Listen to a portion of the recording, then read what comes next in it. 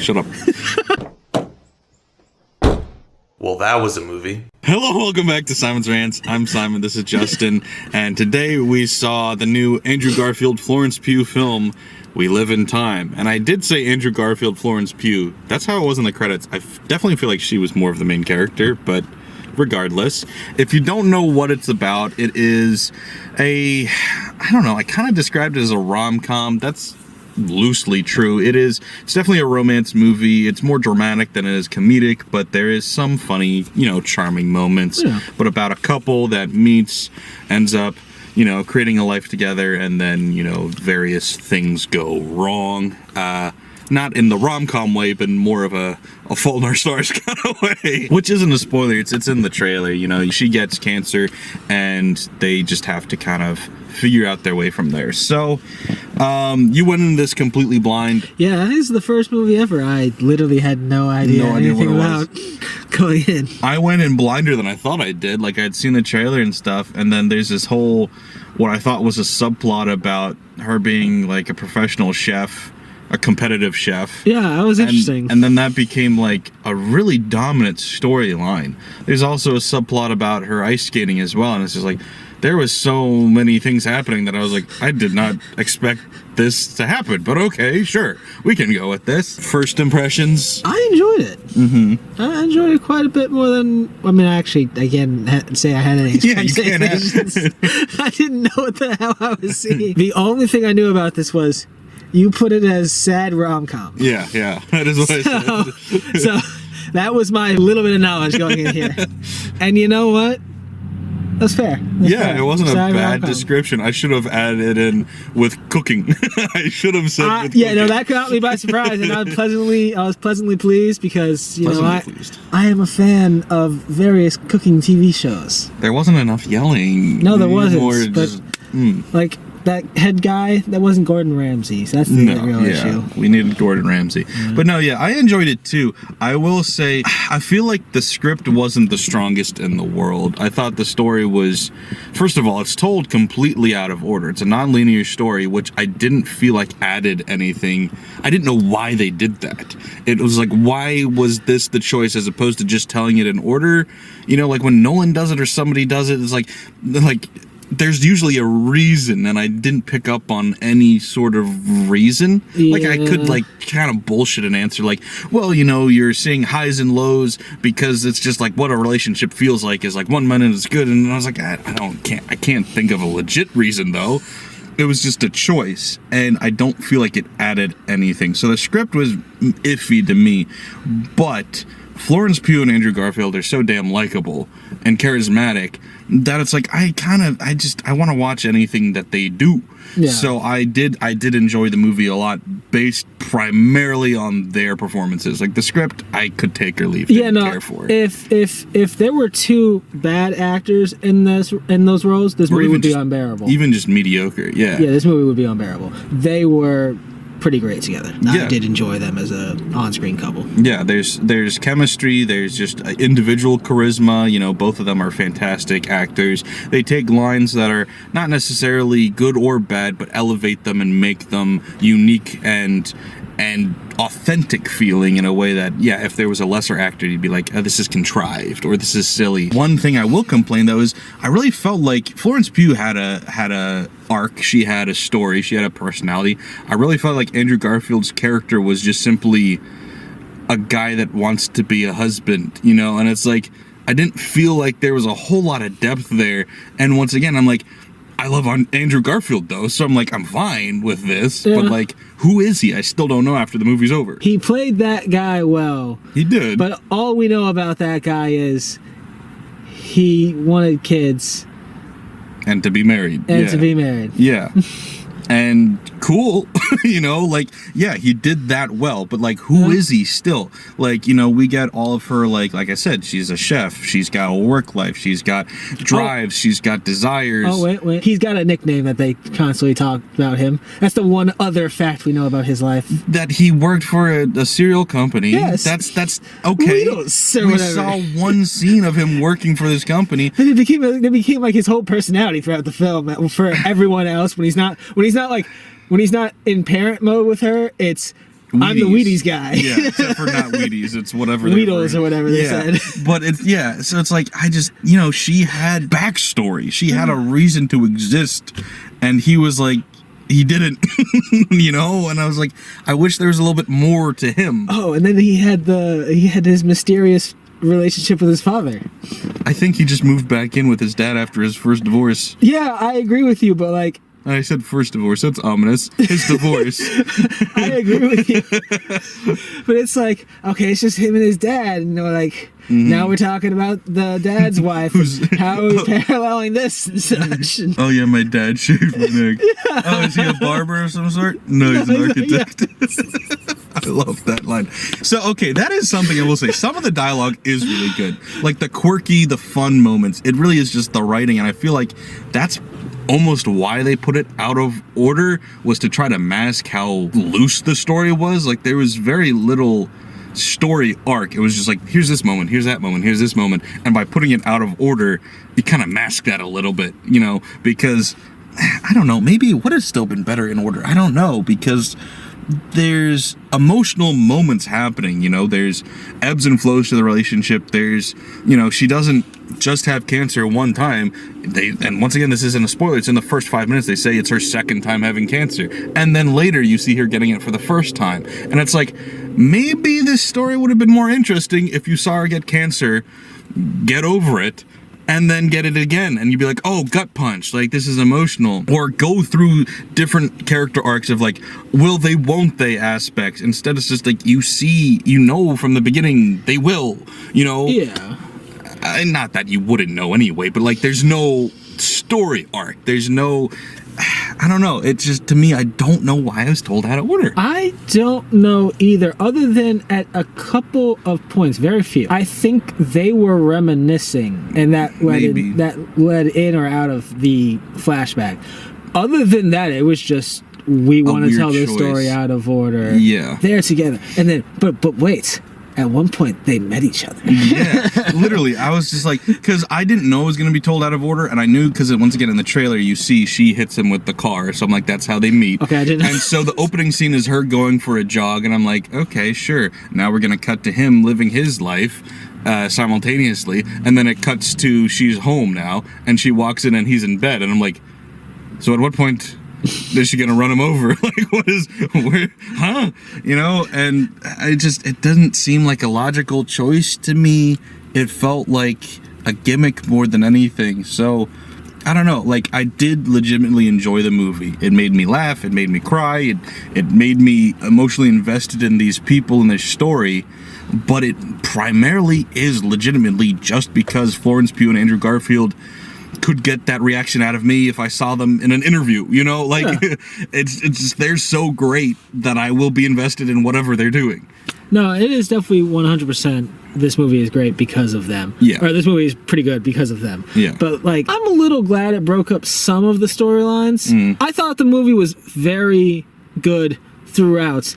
And then I thought the last 10 minutes, minus the last 5, a little screwy. It was cheesy to me. It was real cheesy. It was cheesy. The whole thing is cheesy, though. And I'll get it. That was the cheesiest thing to me. Yes, but I appreciated what they were saying with it, and that's, I think, a spoiler thing, so I'm going to save that. Yeah. But I actually did like how it wrapped up. I think a lot of people immediately are going to compare this to other She Has Cancer movies, like A Fault in Our Stars or A Walk to Remember, which, like, I do love those movies. Well, I love A Walk to Remember. Not so much A Fault in Our Stars. But, like, what makes those movies work is the cheesiness of it, and this avoids the cheesiness for the most part. Some of it's pretty cheesy, but like the authenticity of the characters instead, or the quirky little moments. Like, there's a scene that we'll get into in spoilers, but there's a scene involving, like, not a 7-Eleven but a UK equivalent or whatever, and there's these two people working there, and the way that they are just their own real authentic real feeling people elevated that scene way beyond what it could have been. Just, the way they looked at each other and fist bumped each other at the end. I'm like, see, that feels real. That feels authentic. So, yeah, I think it's better than those kind of movies. But also, at the end of the day, like I said, the script is nothing really to write home about either. Is that it? I mean, there's really not much to talk about besides that they are good together and their relationship together is somewhat interesting. Yeah. Albeit you gotta piece it together. Yeah, I think it's a little bit discombobulating the way they did it, but by the end of it, you know, you've got all the pieces and you're like, yeah, I like both of them a lot and I think they work together. And yeah, like I already said, I'm repeating myself, but I wish I knew a little bit more about who Andrew Garfield was. If he was going to be, his personality is this. He wants the perfect little life with the perfect little wife and house and kids. Sure, that can be his only personality, but let's see more of it then. You know, for every scene we have of her doing this chefery, have him, you know, be picking out something for the wedding. Like you saw them go to this one location together. That was the only scene. And okay, there was also the invitation scene, but like... Yeah, the invitation thing was the only thing I could think of because they went back to that. Right. But she's in both those scenes. Yeah. So you never have him doing his own thing. You never have him doing something on his own other than the very beginning of the movie before they're together. And I mean chronologically beginning of the movie, beginning of their story, not the literal movie, because at the beginning of the movie they're already together. But chronologically, you have his scene where he's on a work trip, yada, yada, yada. It sucks. His life sucks. Whatever. But like...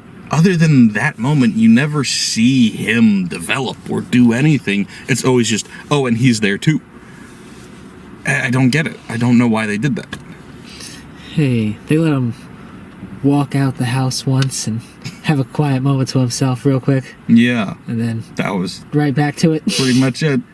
And I'm not saying they like made him into a loser or lame or anything. You just didn't see enough of him. It's just we really got to see her mindset and such, and really just him is just concerned the whole film. You know, she had a life and personality and interests outside of the relationship. Yeah. You know, like her job was really important to her. And, you know, now that she's got cancer, her legacy is really important to her. Things like that matter to him. His whole personality is wrapped up in this relationship, and we never expand upon that.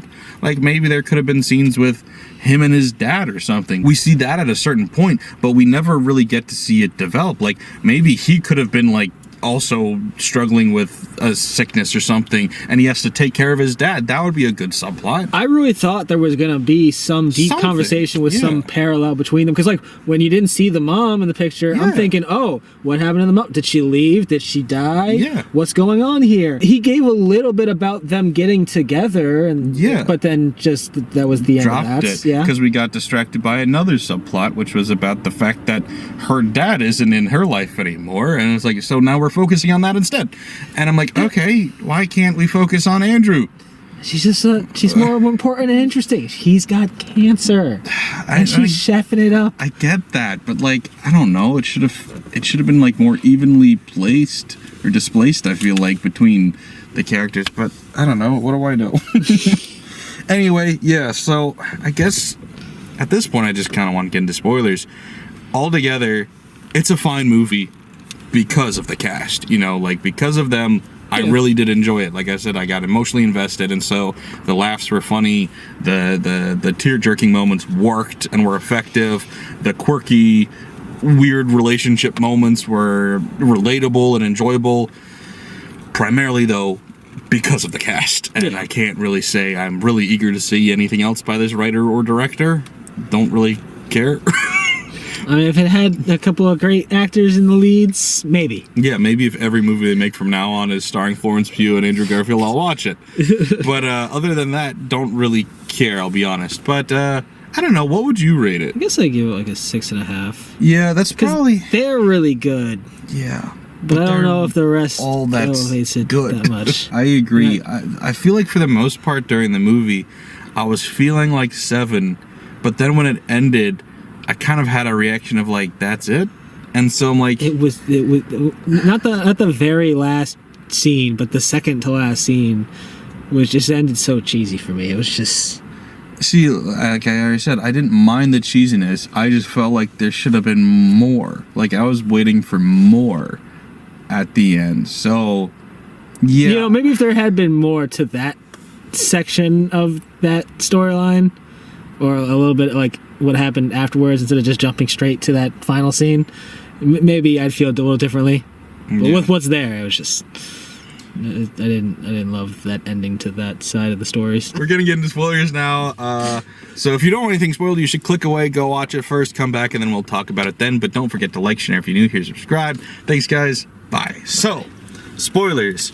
Before I forget, let's talk about that last scene. So, yeah, she's been secretly participating in this food Olympics, as they kind of put it. I don't remember the real name, but it's like this really high-end chef competition, who like best in the world chefery. You find that there's this conversation between Florence and Andrew where she's like, I am dying, so I want to have a legacy. I want to have something worth remembering, and I also want my daughter to look back and say, look what she did, implying to me at least that she was able to not only compete and possibly win, but the fact that she did it while dying. And so that's kind of her thing, along with some other aspects of her. She's really just trying to prove herself. And then she gets through the second stage of the competition, and she's really struggling, but she gets through. And then instead of waiting around to hear how she did, if they passed, if they whatever, she just wants to be with her family, showing that she's more proud of the fact that she was just able to do it rather than actually the accolades. And then she would now just prefer to spend the rest of her time with her family. So I didn't dislike that. You did. I totally get what it all stood for. I just thought it was execution-wise cheesy as hell to just get up, grab the daughter, and then walk out in the middle of the competition. I didn't need to see how they placed. I didn't expect it to... Well, I mean, the way they were presenting it at first, it did seem like she was going to do at least place well. And while I actually thought the opposite. I thought, well, okay, once they showed the family there, but my first thought was, up until this point, they didn't actually show any of the cooking happening. It was always like, oh, told about after the fact. So once they start showing it, I'm like, oh, so something bad's going to happen, was my thought. I guess that's kind of more of a horror mindset. She had cancer. It totally could have just flamed up at some point, and she could have just couldn't continue. I mean, I totally could have seen that happening. Something. And so I was kind of expecting something bad to happen at first, but then... They did make it seem like that towards the beginning of the cooking competition stuff. Yeah. Because it was constant then. Yeah. But then Andrew's there and their daughter's there, and you're like, okay, this is going to be moderately happy at least. And then I started getting worried about how cheesy it was going to be. I'm like, this is really going to be like, she won, amazing, whatever. And then they avoided that altogether, kind of took the Rocky route, which is, it doesn't matter that she won or lost. It's about the fact that she tried. And I'm like, okay, I can respect that. You know, so it's like, yeah, sure, the whole thing's a little bit cheesy. I didn't have any problem with that message at all. I just thought the walkout was kind of cheesy in execution. I was fine with it. We walk out together. I didn't hate it. Competition's still on. I'll be right back, chef. Walks out. I'll see you soon, is what she says. Whatever, I'll see you soon, chef. Yeah. Yeah, I don't know. That didn't bug me. It really didn't. What bugged me was the CGI head while she was ice skating. That bugged me. I was like, this was unnecessary. But also, especially because, like, so you're like, all right, so you got somebody who can actually figure skate, CGI her head onto it so she can, like, move around like she actually can skate. Because Florence Pugh clearly couldn't. You know, well, she was fine, but, like, she didn't look like a skater. Nobody expects her to be able to do the full-on skating move. But then, once they did this, they switched to the other person with the CGI head, I was expecting something impressive. And then all it was like a little swish, and that was it. I'm like, if we're going to the extents... You know, I was expecting a spin. I was expecting a jump or a spin, something. I have to admit, it's a little more realistic, because I was like... Because when she started sprinting over there, I was like... How long has it been? Done this in 15 years. I was like, it's gonna go badly. And then she just kind of like braked prettily, and I was like, oh, okay, yeah. Yeah, it seemed anticlimactic. Oh, it definitely was. But it does make sense, I guess. But yeah, no, those two moments right there, and the fact that it was told out of order for seemingly no reason, those were the only bad parts to me, which is why giving it a 6.5 kind of feels mean, because I'm like, there was nothing wrong with the movie other than those three things, if you want to say 3, 2.5, whatever. So if you're counting down from 10, 2.5, that's 7.5, you know? So why are we taking off a whole nother star? It just, it doesn't feel like a 7.5 movie to me. And maybe that's just because it's kind of silly or there wasn't enough there. Like, I feel like I wanted more substance from Andrew, from the whole thing, though. You know, like, they touch on a lot of things, a lot of good ideas, but then it never felt like they fully committed to any of the gut punches. It was always just like, okay, here's an emotional sprinkle moment, and then we'll move on. Because all of their issues really got solved after one argument. Yeah. It'd just be one argument, and then Andrew would generally compromise his position.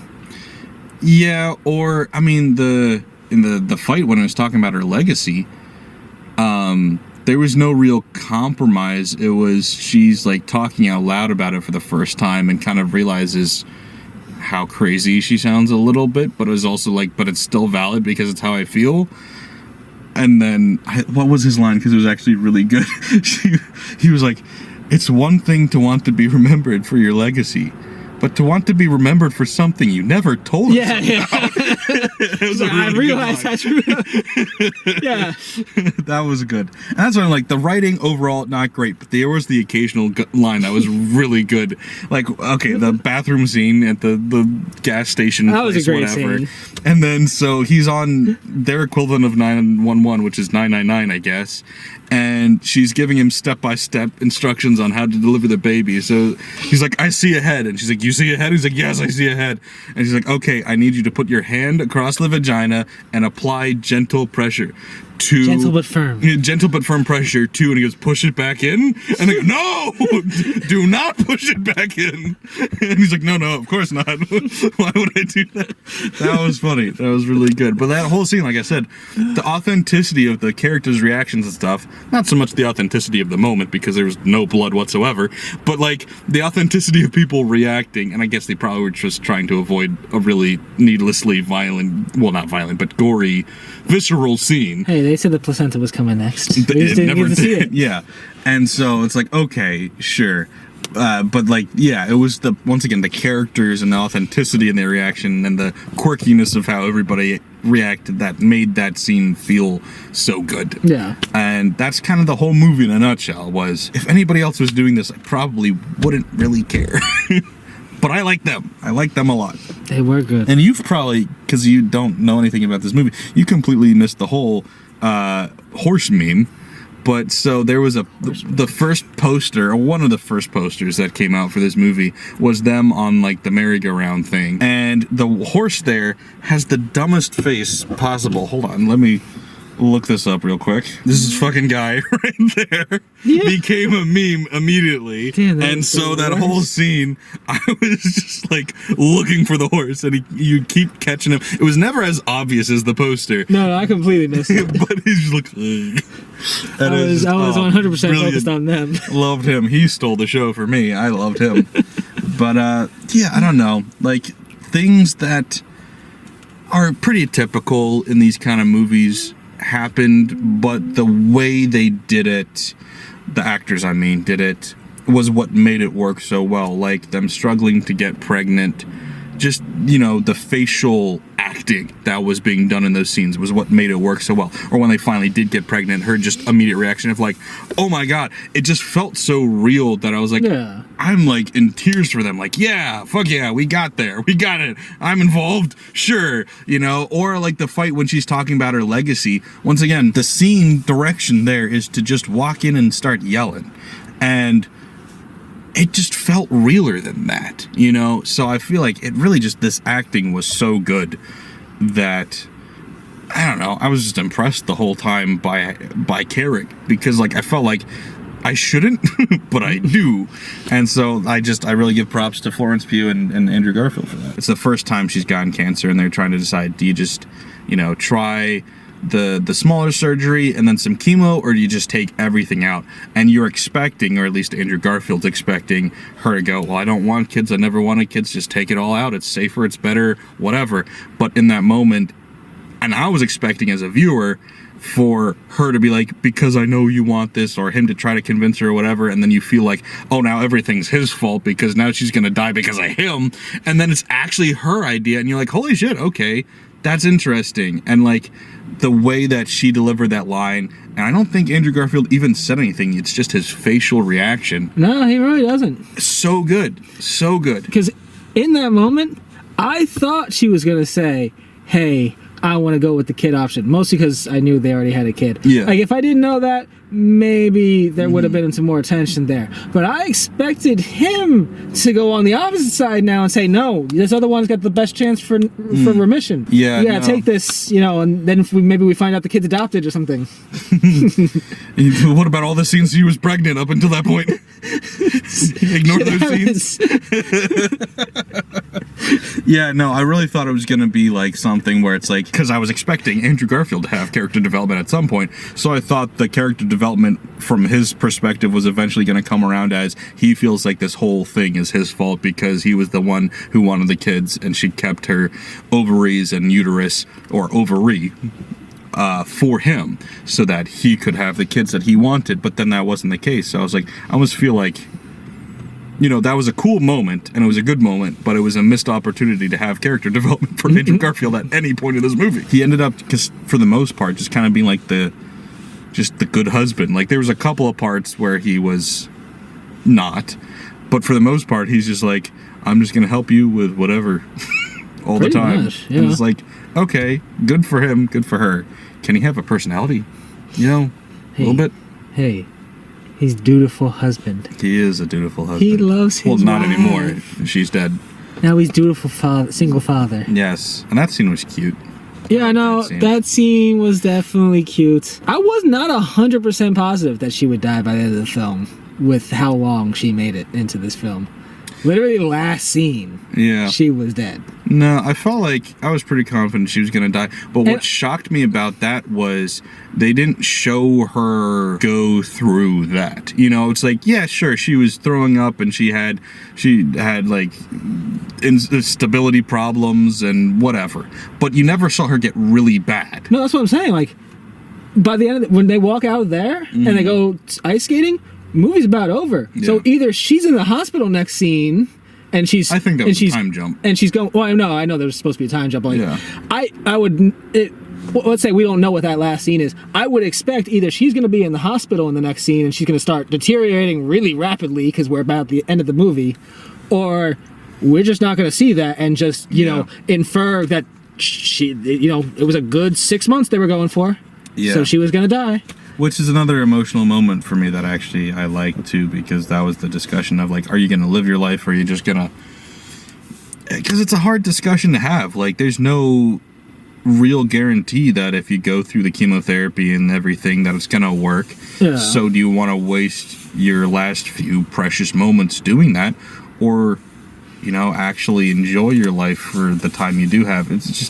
That's a terrible situation regardless. It's just not good. But like, yeah, I don't know, I expected a little bit more. Once again, that's like the thing that I keep coming back to, is when the movie ended I was like, really?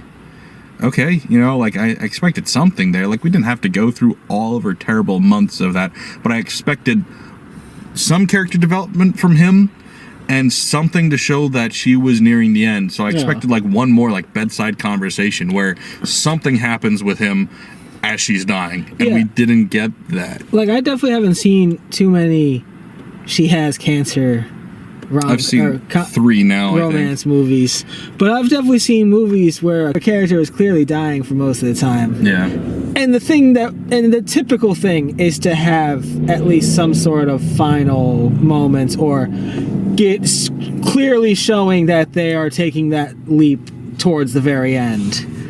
Yeah. And it was just really just sudden. She was gone. And I literally, throughout that last scene, I half expected her to walk around a corner. I'm like, I know there's like, are they really saying she's dead, or has it not been long enough and she's just there? What's good? And then she didn't appear. I'm like, okay, she's dead. She's actually dead.